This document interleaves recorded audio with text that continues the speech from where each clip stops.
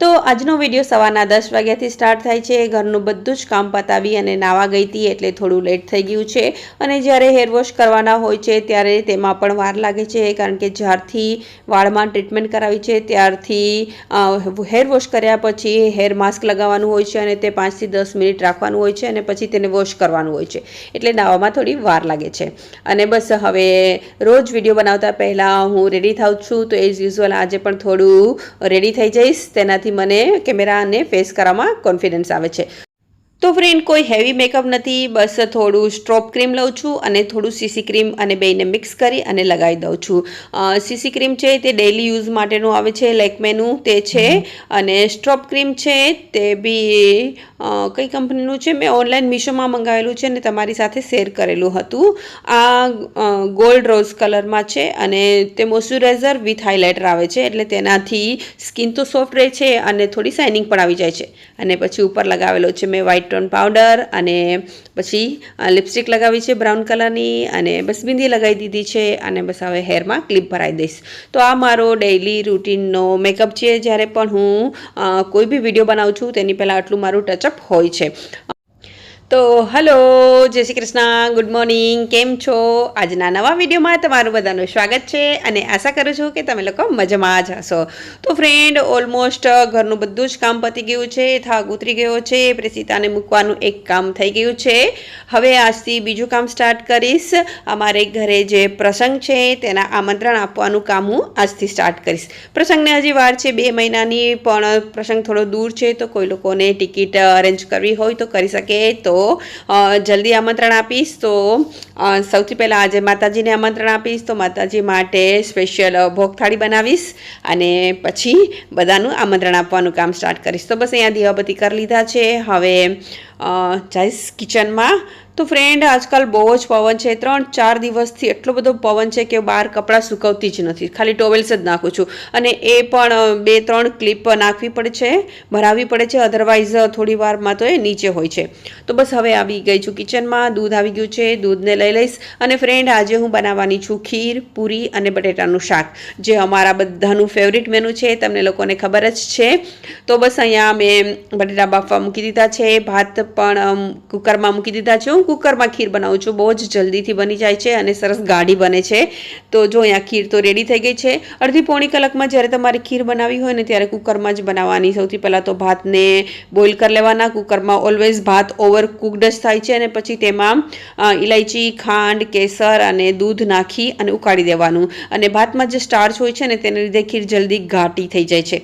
તો ખીર બની ગઈ છે, અને હવે અહીંયા જો બટેટાનું શાક પણ બની ગયું છે, રસાવાળું બટેટાનું શાક, અને બસ પછી પૂરીનો લોટ પણ બંધાઈ ગયો છે। અને સાથે સાથે હું ડેઇલી મારી જે પૂજા કરું છું તે આજ નહોતી થઈ, તો હનુમાન ચાલીસા, બજરંગ બાણ, એ બધું મેં કૃષ્ણ ભગવાનના જે 1008 નામ હોય છે, વિષ્ણુ સહસ્ત્ર, તે બધું જ મેં મોબાઈલમાં રસોઈ કરતાં કરતાં સાંભળી લીધું છે, અને બસ હવે અહીંયા ફટાફટથી પૂરી બનાવું છું। તો ફ્રેન્ડ, અમારી જે બિહારની ટ્રીપ છે તે બહુ જ સરસ રહી, અચાનકથી થઈ હતી, કારણ કે અમારો કોઈ પ્લાન નહોતો બિહાર જવાનો। અમારે પહેલાં એનું એડમિશન બીજી જગ્યાએ કરાવવાનું હતું, પણ લાસ્ટ 15 ડેઝમાં જ અમારું આ ડિસિઝન લીધું અને અમે બિહાર ફરી આવ્યા। તો ફ્રેન્ડ, ચલો અહીંયા જો રસોઈ થઈ ગઈ છે, અને હવે ફટાફટથી ભગવાનજીની ભોગની થાળી રેડી કરી દઈશ, અને પછી ભગવાનજીને આમંત્રણ આપી દઈશ, અને પછી હું મારા બીજા બધા રિલેટિવ્સને આમંત્રણ આપવાનું કામ સ્ટાર્ટ કરીશ। તો ચલો ફ્રેન્ડ્સ, ભગવાનજીને ભોગની સાથે આમંત્રણ પણ આપી દઈએ। તો તમને પણ જરૂરથી આમંત્રણ આપીશ, પણ તમને થોડા વેઇટ પછી આપીશ, મીન્સ કે જેમ જેમ ટાઈમ નજીક આવતો હશે તેમ તેમ તમારા માટે ઘણી બધી સરપ્રાઈઝ છે, ઘણું બધું તૈયારી જે મારે કરવાની છે તે બધી જ હું તમારા સાથે શેર કરીશ। અને જે મારે પ્રસંગ છે તેની હું સાથે સાથે થોડી શોપિંગ પણ કરતી જાઉં છું, તો તેના પણ કુરિયર આવે છે, તો તે બધા પણ હું તમારી સાથે શેર કરીશ। તો ચલો પહેલાં ભગવાનજીને પ્રાર્થના કરી દઈએ કે અમારો જે પ્રસંગ છે તે શાંતિથી પતી જાય। તો હવે અહીંયા પછી કિચન ક્લીન એઝ યુઝ્યુઅલ રોજની જેમ, આને તો સ્કીપ જ ના કરી શકાય।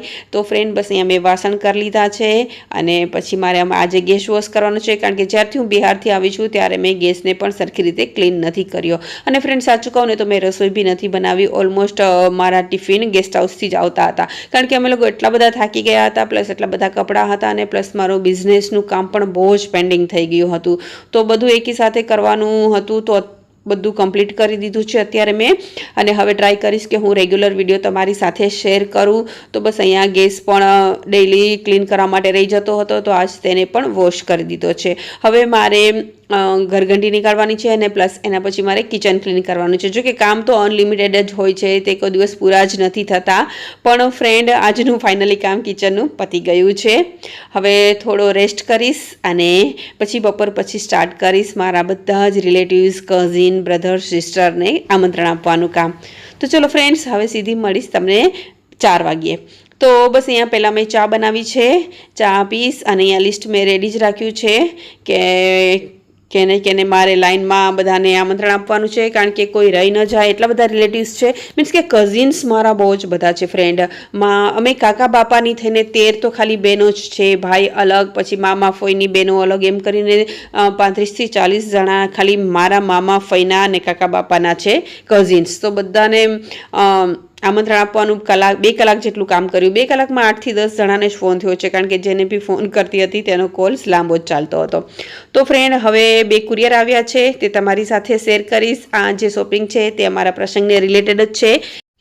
તો ફ્રેન્ડ, આમાં મેં રાજસ્થાનથી ચુંદડી મંગાવેલી છે, જે હું છેડાછોડી માટે યુઝ કરીશ. તો ફ્રેન્ડ, અત્યાર સુધી બધા છોકરાઓ નાના હતા અને આવી છેડાછોડીની કંઈ જરૂરત નથી પડી, તો મારી પાસે આવી કોઈ ચુંદડી નહોતી.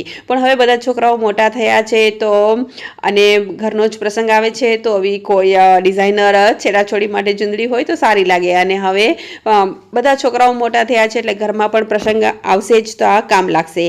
તો ફ્રેન્ડ, આની પ્રાઇસ 400ની અરાઉન્ડ છે, અને મટીરિયલ છે તે જોર્જટનું છે, અને ઉપર લેસનું કામ છે, અને અહીંયા જે શોલ્ડર આગળ ગણપતિનું વર્ક કરેલું છે. તો બહુ જ ફાઇન લાગે છે, ભગવાનને રિલેટેડ જ છે ગણપતિવાળી, એટલે મેં તરત જ ઓર્ડર કરી દીધી. તો ફ્રેન્ડ, કેવી લાગી આ ચૂંદડી કોમેન્ટ કરીને જરૂરથી બતાવજો, અને જો તમારે લિંક જોતી હોય તો પણ મને કોમેન્ટ કરજો, હું તમને જરૂર શેર કરીશ. અને જે બીજું કુરિયર છે તેમાં મેં મંગલસૂત્ર મંગાવેલું છે.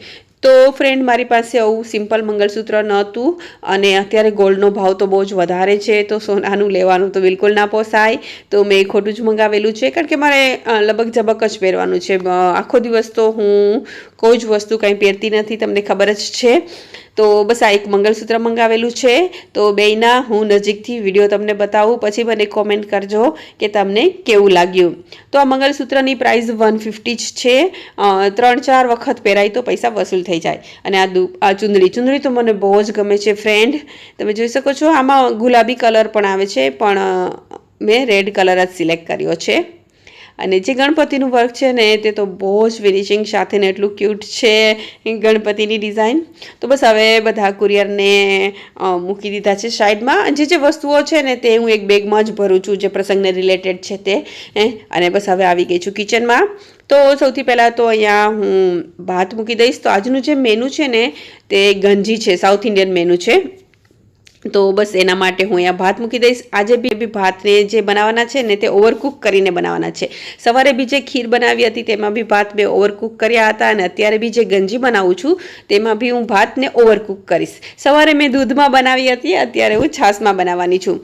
તો ફ્રેન્ડ, મારા જે જેઠાણી છે તે સાઉથમાં મોટા થયા છે, તો તેને સાઉથની આઈટમ મેં તેની પાસેથી જ શીખેલી છે. તો બસ અહીંયા મેં ભાત મૂકી દીધા છે, તેમાં મીઠું અને જીરું નાખેલું છે, અને અહીંયા બીજી સાઈડ તેની ભાતની સાથે ખાવા માટે મરચાંનું શાક બનાવીશ. તો ભાત તો નથી, એને ગંજી કહેવામાં આવે છે, એનું નામ ગંજી છે.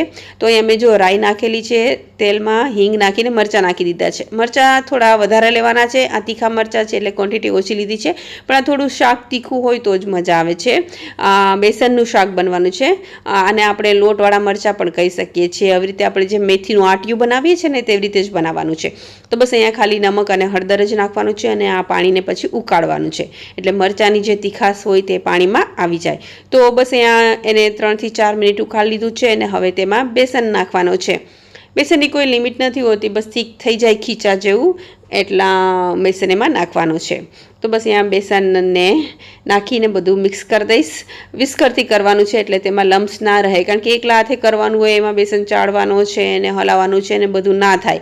અધરવાઇઝ જો 2 જણા હોય ને તો એક ચાળતા જાય ને એક હલાવતા જાય ને તો બિલકુલ બી લમ્સ ના પડે, પણ અહીંયા બી નથી પડ્યા, તમે જોઈ શકો છો. અને થોડું ઢીલું છે તો બસ હવે થોડું એને ઢાંકી અને ખીચુની જેમ જ એકદમ સ્લો આંચ ઉપર 2 થી 3 મિનિટ પકાવવાનું છે. તો ફ્રેન્ડ અહીંયા જો મરચાંનું શાક પણ બની ગયું છે અને હવે ગંજી માટે ભાત પણ ઓવરકુકડ થઈ ગયા છે. તો તેમાં આપણે બસ જાડી છાશ નાખી દઈશું. તમે જોઈ શકો છો ભાતને થોડા વધારે જ કૂક કરવાના છે અને બસ પછી તેમાં છાશ નાખી દઈશું અને હવે થોડી વાર ઉકાળશું એટલે આપણા ગંજી પણ રેડી થઈ જશે. તો જ્યારે કોઈ બીમાર હોય યા ફિર બધું વેરાયટી ખાઈને થાકી ગયા હોય ને કંઈ સિમ્પલ ખાવું હોય ને તો આ વસ્તુ બેસ્ટ છે. અમારા ઘરમાં તો અમે જ્યારે બહારની બધી વેરાયટી ખાઈને થાકી ગયા હોય યા ફિર રાત્રે કંઈ લાઇટ ખાવું હોય ને તો આ જ બનાવીએ છીએ અને ભાવે છે. આપણે કેમ દહીં ને ભાત ભાવે તો બસ એવો જ ટેસ્ટ લાગે, પણ આ થોડું લિક્વિડ હોય છે અને સાથે મરચાંનું શાક હોય છે એટલે તો એનું કેવું જ શું. જો ક્યારેય ટ્રાય ન કર્યું હોય તો જરૂરથી ટ્રાય કરજો, બહુ જ ફાઇન લાગે છે. અને મેં એક વખત ડિટેલમાં પણ રેસીપી તમારી સાથે શેર કરેલી છે અને કંઈ બી એ રેસીપીને રિલેટેડ ક્વેરી હોય તો મને કોમેન્ટ કરજો, હું તમને જરૂરથી જણાવીશ. તો ફ્રેન્ડ જો બંનેને મિક્સ કરીને ખાવાનું હોય છે ગરમ ગરમ, બહુ જ સરસ લાગે છે. તો ચલો ફ્રેન્ડ આવી જાઓ આજની સાઉથ ઇન્ડિયન આઇટમ ગંજી ખાવા માટે. અને જો ક્યારેય ન બનાવ્યું હોય તો જરૂરથી ટ્રાય કરજો અને પછી મને કોમેન્ટ કરજો કે કેવું લાગ્યું. તો ચલો આજનો વિડીયો અહીં પૂરો કરું છું. આઈ હોપ કે તમે એન્જોય કર્યો હશે. ફરી પાછા મળીશું નવા વિડીયોમાં નવી સ્ટોરી સાથે. ત્યાં સુધી bye, take care, thank you, love you.